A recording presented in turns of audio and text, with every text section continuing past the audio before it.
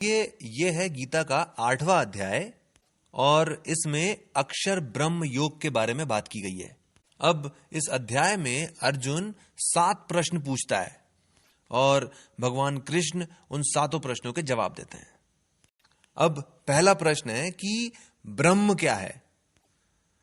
जो कभी भी नष्ट नहीं होता उसे ब्रह्म कहते हैं।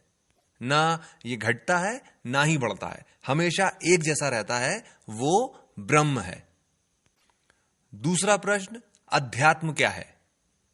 किसी भी व्यक्ति के द्वारा स्वयं को जानने की कोशिश करना अध्यात्म है। तीसरा प्रश्न अर्जुन करता है, कर्म क्या है? पहले क्या होता था और बाद में क्या होगा? इन दोनों भावनाओं को अलग करके वर्तमान में यानी इस समय जो भी कर्तव्य है उसको करना कर्म है। चौथा प्रश्न, अधिभूत क्या है? जितनी भी चीजें तू देखता है जो पैदा होती हैं और नष्ट हो जाती हैं वो सब अधिभूत हैं। पांचवा प्रश्न अर्जुन करता है, अधिदेव क्या है? जितनी भी चीजें तू देखता है उन सभी चीजों का प्राण तत्व अधिदेव है। यानी अर्जुन, मैं अधिदेव हूं। छठा प्रश्न अर्जुन करता है, अधियज्ञ क्या होता है? अब भगवान कहते हैं कि संपूर्ण ब्रह्मांड में जितनी भी चीजें होती हैं, जितनी भी क्रियाएं होती हैं, वो सभी चीजें, सभी क्रियाएं मैं करता हूं और यज्ञ करने की भावना से करता हूं। यानी इनसे मैं लाभ या हानि किसी भी चीज की कोई अपेक्षा नहीं करता हूं। ये भावना के साथ जो भी करता हूं वो अधियज्ञ है। सातवां और आखिरी सवाल जो अर्जुन का है वो ये कि मृत्यु के समय चित्त को कैसे स्थिर किया जाए। अब यहां पर भगवान अर्जुन को समझाते हैं कि मरते समय जिस व्यक्ति की जैसी भावना होती है उसे वही भाव प्राप्त होता है, और अंतिम भावना जो होती है किसी भी व्यक्ति की, ये वही भावना होती है जो जीवन भर उसने जैसी भावना रखी है वही उसकी अंतिम भावना भी होती है, और उसी भावना के हिसाब से उसे वही वाला भाव प्राप्त होता है।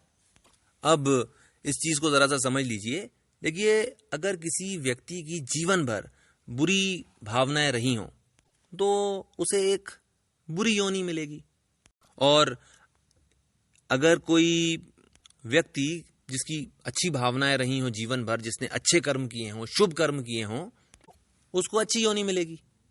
इसलिए मरते समय जो मनुष्य मेरा स्मरण करता हुआ शरीर त्यागता है वो मेरे स्वरूप में मिल जाता है। पर क्योंकि मरते समय भी इंसान की भावनाएं वही होती हैं जो जीवन भर उसकी भावनाएं रही हों, इसलिए है अर्जुन, तू हर समय मेरा स्मरण कर और युद्ध भी कर। अब जरा सा इस चीज को समझ लीजिए कि भगवान कह रहे हैं कि तू मेरा स्मरण भी कर और युद्ध भी कर। यहां युद्ध से मतलब युद्ध नहीं है, यहां पर युद्ध से मतलब कर्तव्य से है। अर्जुन जो है वो क्षत्रिय है और क्षत्रिय का जो कर्तव्य है वो युद्ध करना है, इसलिए भगवान कह रहे हैं तू युद्ध कर। अलग अलग व्यक्तियों के अलग अलग धर्म होते हैं और उन्हीं के हिसाब से उनके अलग अलग कर्तव्य होते हैं। यानी जो भी तुम्हारा कर्म है वही तुम्हारा कर्तव्य है और वही तुम्हारा धर्म है। तो जो भी तुम करो, जो भी तुम्हारा कर्तव्य हो उसे करो और मेरा स्मरण भी करो।